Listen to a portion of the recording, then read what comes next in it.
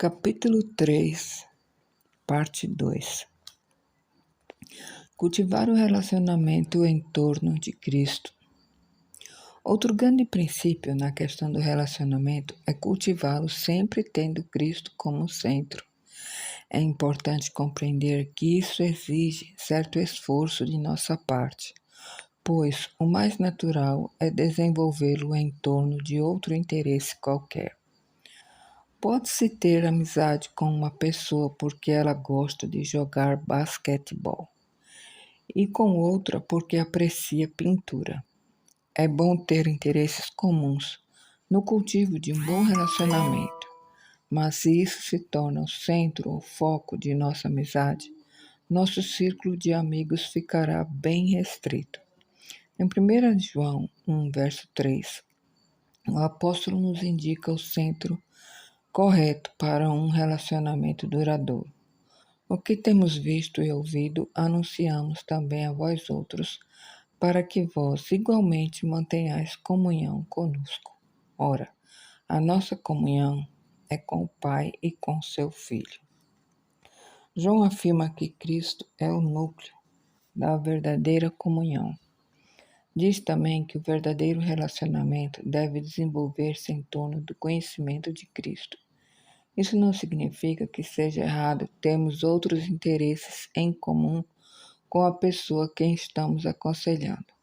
Significa isto sim, que muitas vezes teremos de fazer o aconselhamento de um crente com quem temos pouca coisa em comum. Entretanto, isso não deve impedir que tenhamos um bom relacionamento e uma boa amizade com ele, tendo Cristo como interesse central. Como devemos agir para que Cristo seja o centro de tudo? Desde o início do trabalho de aconselhamento com o novo crente, devemos procurar passar a maior parte do tempo voltados para as coisas espirituais.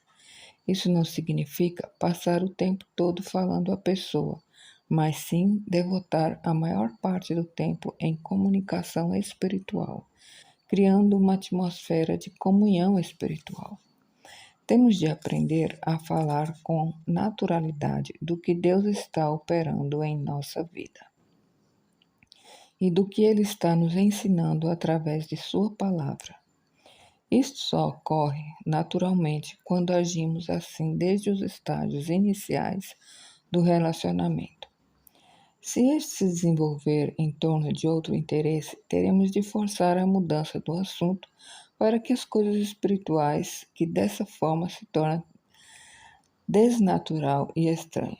Se cultivarmos o relacionamento desde o começo centrado em Cristo e nas coisas espirituais, estabeleceremos o clima adequado para aprofundar mais o assunto. Existe outro fator importante em centralizar o relacionamento em Cristo. Sempre que estivermos em companhia de um novo crente, devemos esforçar-nos para falar alguma coisa de natureza espiritual, seja de modo formal ou informal.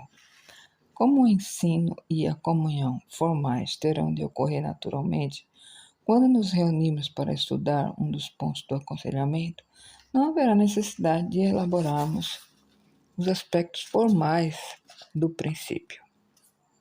Deixe-me dar alguns exemplos do que quero dizer quando falo de testemunho informal. Um recurso de que se pode lançar mão para cultivar o relacionamento com o novo crente é um interesse comum por esportes, por exemplo. Estou falando em termos de trabalho com jovens, mas a aplicação é clara para o trabalho com qualquer idade. Ir a um jogo é uma atividade secular que se utiliza para cultivar o relacionamento. Contudo, mesmo em meio a um jogo, podemos transmitir uma lição.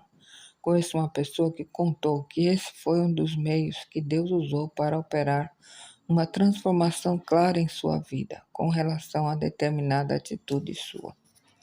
Quando ele jogava bola na escola, sempre atuava com bastante agressividade. Essa agressividade continuou depois, quando passou a ser um mero espectador. E não se expressava apenas em torcer e berrar. Ele também agredia verbalmente os juízes quando achava que estavam apitando errado. Era uma atitude pecaminosa, Deus, porém, mudou seu coração e lhe deu vitória sobre esse problema. Quando ele contou isso a um novo convertido, demonstrou de modo prático como Deus transforma a vida do crente. Eis um bom exemplo de como se comunica um princípio espiritual de maneira informal. Pode não ter sido um ambiente ideal para a doutrinação, contudo, informalmente, ele estava ensinando uma profunda verdade espiritual àquele novo convertido. Outro exemplo de ensino informal pode ser o de duas senhoras que vão fazer compras juntas para iniciar um relacionamento. Talvez haja muitas pessoas ao seu redor e o ambiente esteja confuso. É uma oportunidade perfeita para se testemunhar de como se costumava ficar irritada e frustrada em situações assim. Mas Deus nos dá paciência e calma para darmos um bom testemunho dele em circunstâncias difíceis. Se Deus ainda não tiver feito isso em sua vida, você não poderá dar tal testemunho e será melhor não mentir. Entretanto, esse exemplo deve esclarecer bem o fato de que, mesmo em situações seculares, podemos dar um testemunho de maneira informal. Temos de estar continuamente transmitindo verdades espirituais. Quando eu estudava na Universidade da Pensilvânia, resolvi que nunca iria encontrar-me com o novo crente para realizar o trabalho de aconselhamento pessoal sem que tivesse algo de novo para contar-lhe. Eu queria sempre transmitir alguma verdade nova que Deus me ensinasse ou que Ele reforçara para mim durante meu estudo da palavra.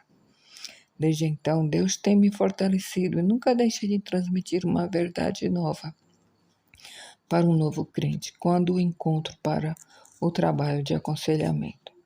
Não precisamos estar sempre apelando para a memória.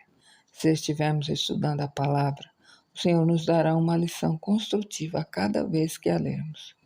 Pode não ser uma revelação novíssima, mas pode ser o reforço de uma lição que já conhecíamos.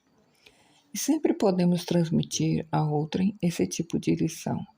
É o melhor meio de se fazer com que o novo crente também comece a nos contar suas experiências. Uma pergunta que pode surgir a essa altura é: como podemos motivar as pessoas para que estudem a palavra de Deus? Embora eu vá examinar esse assunto detalhadamente mais adiante, será proveitoso darmos uma prévia dele aqui. O melhor meio de se incentivar o novo crente a estudar a Bíblia é citar sempre textos dela.